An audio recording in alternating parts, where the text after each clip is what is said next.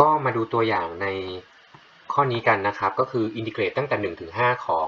2x กำลัง2บวก7หารด้วย 2x ลบ1นะครับการอินทิเกรตของฟังก์ชันเศษส่วนจะต้องทำดีกรีของตัวเศษให้น้อยกว่าดีกรีของตัวส่วนให้ได้นะครับดังนั้นผมก็ทำการตั้งหารในเจ้าตัวตรงนี้นะครับก็ตั้งเป็น 2x กำลัง2แล้วก็บวก7นะครับก็ตัวหารก็เป็น 2x ลบ1นะครับดังนั้นผมเอา x เข้ามาคูณไอ้เจ้าตัวหารนะครับก็จะได้เป็น 2x กำลัง2ลบ x แล้วก็บนลบล่างนะครับก็จะได้เป็น x เดียวแล้วก็บวกกับอีก7นะครับก็ทำตัวข้างหน้าให้กลายเป็นตัว x นะครับก็คือเอาเศษ1ส่วน2เข้ามาคูณนะครับก็บวกกับเศษ1ส่วน2เพราะฉะนั้นก็จะได้กลายเป็น x ลบกับเศษ1ส่วน2นะครับก็บนลบล่างก็จะได้กลายเป็น7.5 นะครับทดต่อมานะครับเพราะฉะนั้นเราก็ได้ว่าอินทิเกรต1ถึง5ของ 2x กำลัง2บวก7นะครับหารด้วย 2x ลบ1ตรงนี้เนี่ยนะครับก็คืออินทิเกรต1ถึง5ของ x บวกเศษ1ส่วน2แล้วก็บวกกับ 7.5 หารด้วย 2x ลบ1 dx นะครับก็พอถึงตรงนี้นะครับเราจะเห็นได้ว่าไอ้เจ้า2ก้อนแรกตรงนี้สามารถอินทิเกรตได้ง่ายดายเลยนะฮะผมก็ทำการอินทิเกรตไปได้เลยนะครับแต่เดี๋ยวสำหรับตัวอย่างนี้ผมจะเขียนวิธีทำให้ดูทั้ง2วิธีด้วยกันนะครับแบบแรกก็คือคิดแบบอินทิเกรตแบบไม่จำกัดเขตนะครับก็คือหา anti derivative ออกมานะครับแล้วแบบที่2ก็คือจะเปลี่ยนตัวแปรเป็นตัวแปร u ให้หมดเลยนะครับแล้วรวมถึงไอ้เจ้าตัวขอบเขตของการอินทิเกรตด้วยนะครับก็เดี๋ยวมาดูแบบแรกกันก่อนนะครับแบบแรกนะครับก็จะมาพิจารณาไอ้เจ้าการอินทิเกรตแบบไม่จำกัดเขตนะครับ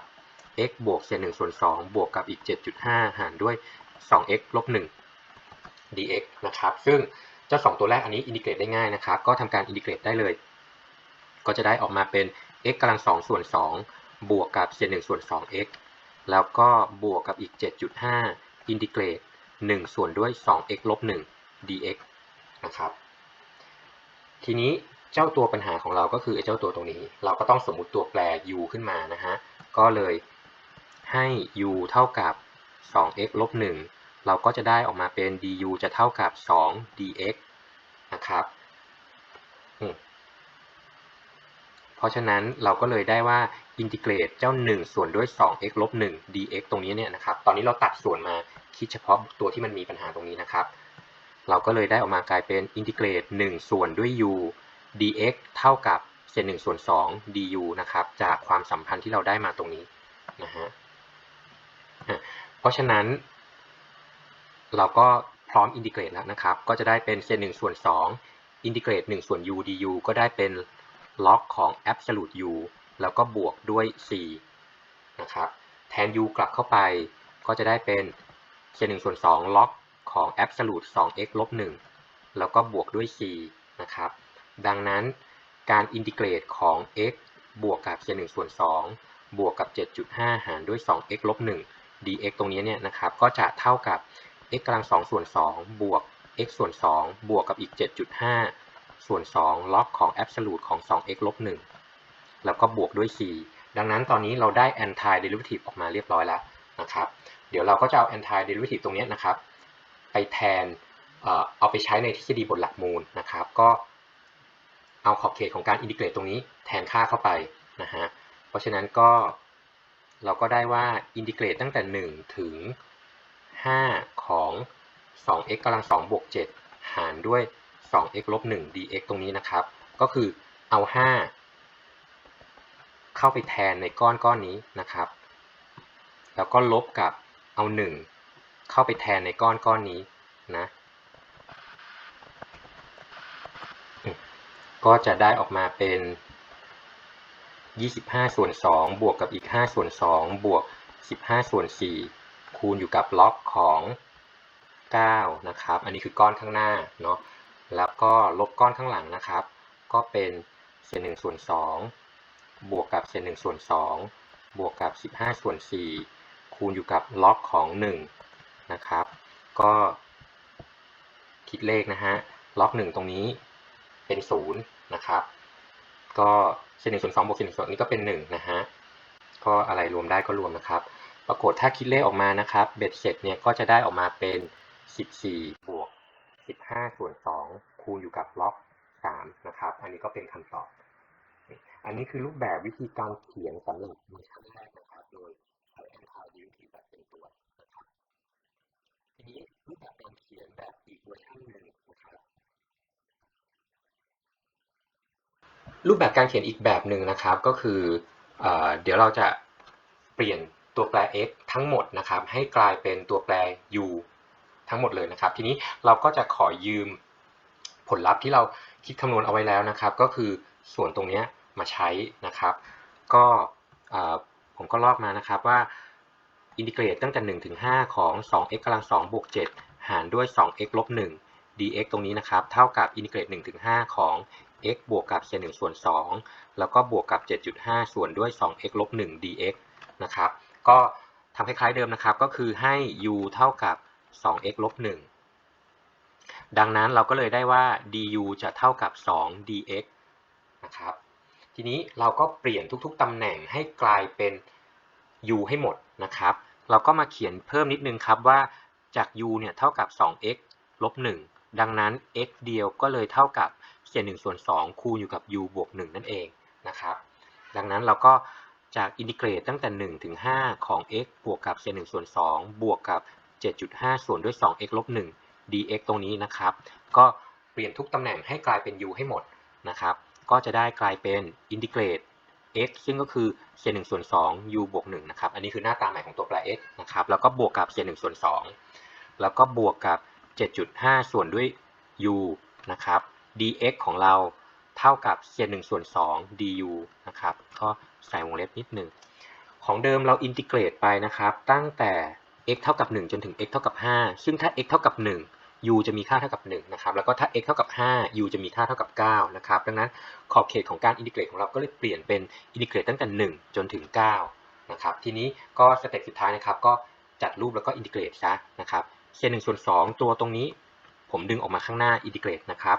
ก็จะได้เป็น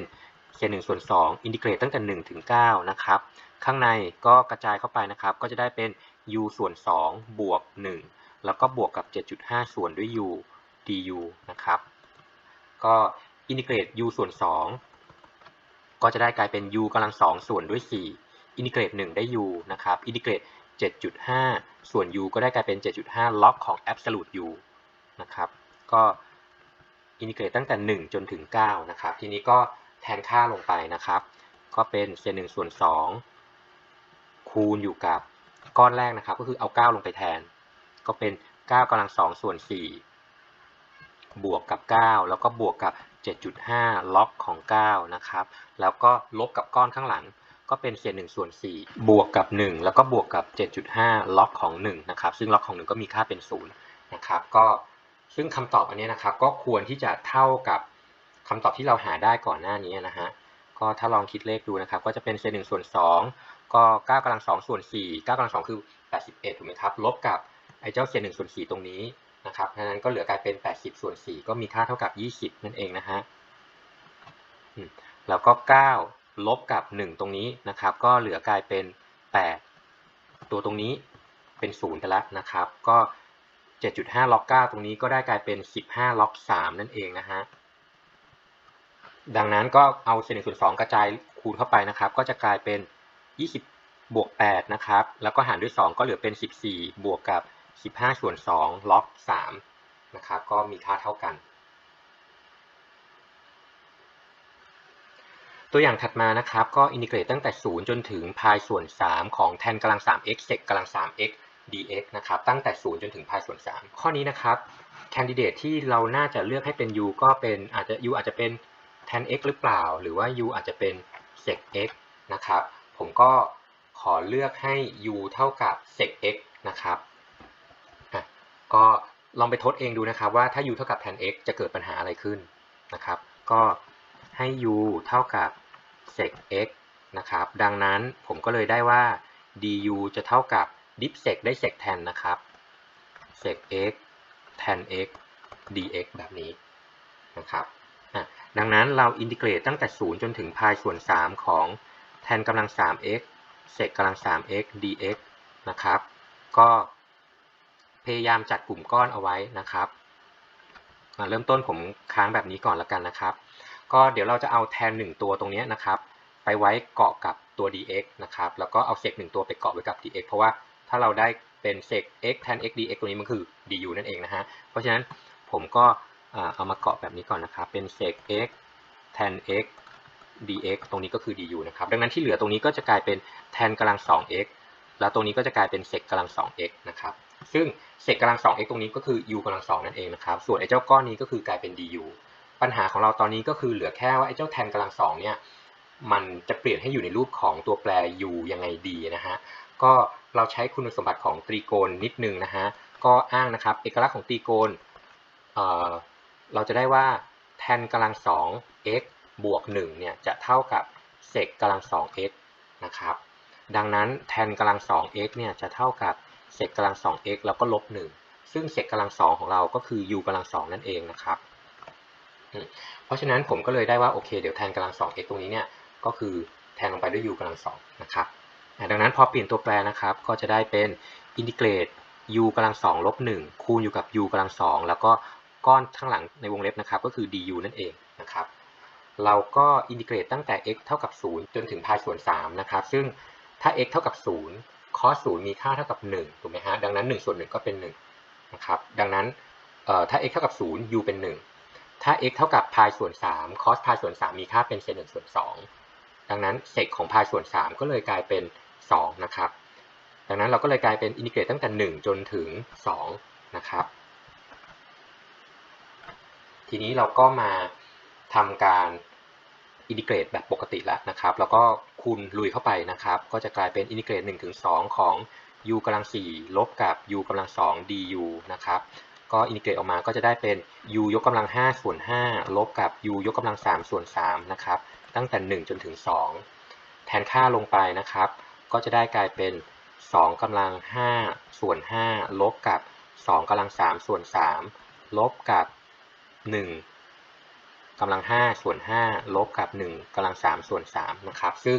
ถ้าคิดเลขออกมานะครับอันนี้ก็จะมีค่าเท่ากับ58ส่วนด้วย15นั่นเองนะครับ